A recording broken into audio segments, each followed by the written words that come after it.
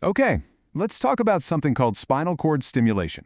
You know, if you've been living with that nagging chronic back and leg pain and nothing seems to work, you've probably asked yourself if there's anything out there that's just fundamentally different.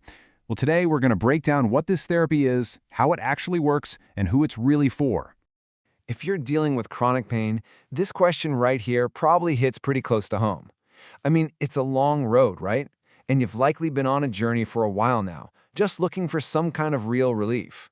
Yeah, you've gone down all the usual roads. You've tried the pills, you've done the injections, maybe you've even been through a major surgery, only to find that the pain is still there. It can absolutely feel like you've hit a wall. But what if the solution isn't trying to fix the original problem again, but to change the entire conversation your body is having?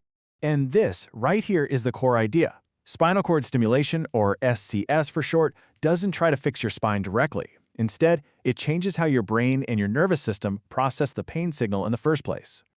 This slide really lays it all out, doesn't it? The traditional way on the left is all about going after the structural problem, the disc, the bone, whatever it is. But the SCS approach, it's completely different. It basically sidesteps the source of the pain to intercept the message before it can even get to your brain. It's a total shift in strategy. So here's the textbook definition.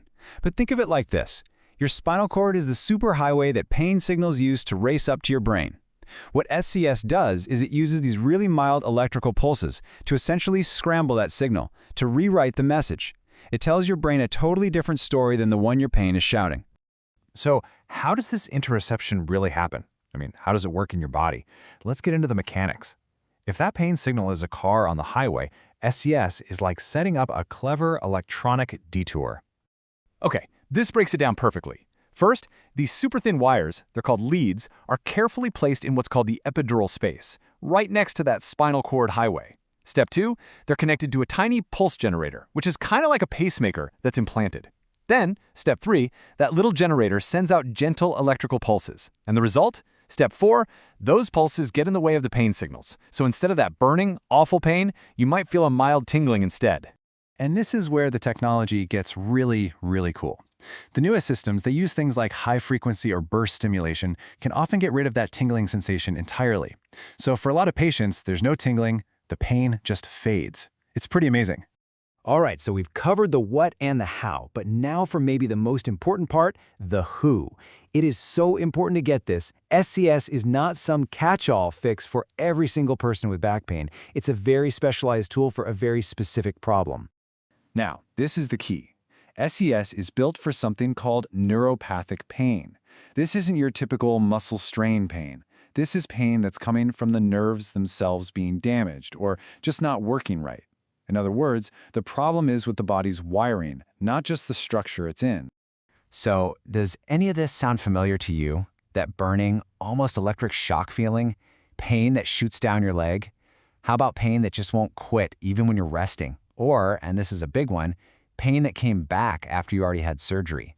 This is the exact kind of pain signature that SCS is built to go after. Okay, now we're going to talk about what makes this therapy truly stand out from almost anything else in medicine. You actually get to see if it works for you before you commit to anything permanent. I just love this phrase, test drive your pain relief, because that is exactly what the trial period is. You get to take this therapy home, live your life with it, and see for yourself how it feels before you make any big decisions.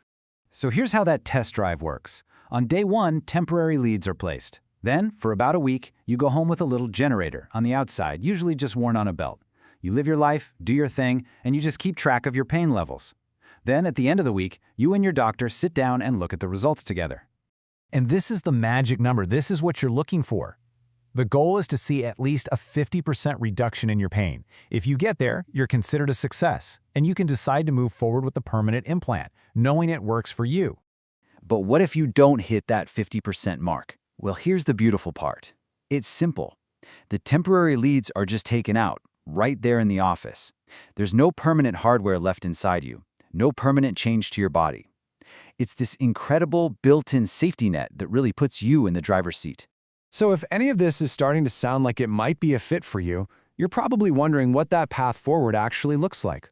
Well, it's a really careful and, most importantly, a personalized process. And this quote really sums it all up. A proper evaluation isn't just about one MRI scan or one test. It is about looking at the whole picture, your unique kind of pain, everything you've already tried, and what the actual clinical data says about someone with your specific story.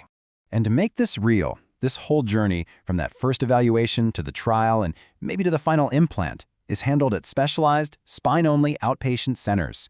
At a place like Vertrae Surgery Center, for instance, this is exactly what they do.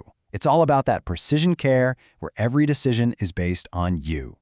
So we end up right back where we started. For people who feel like they've tried everything, maybe the answer isn't another surgery or another pill. Maybe it's something way more elegant, just interrupting the signal. If this kind of chronic pain has been running your life, maybe the question to ask now is, could changing the message finally be your answer?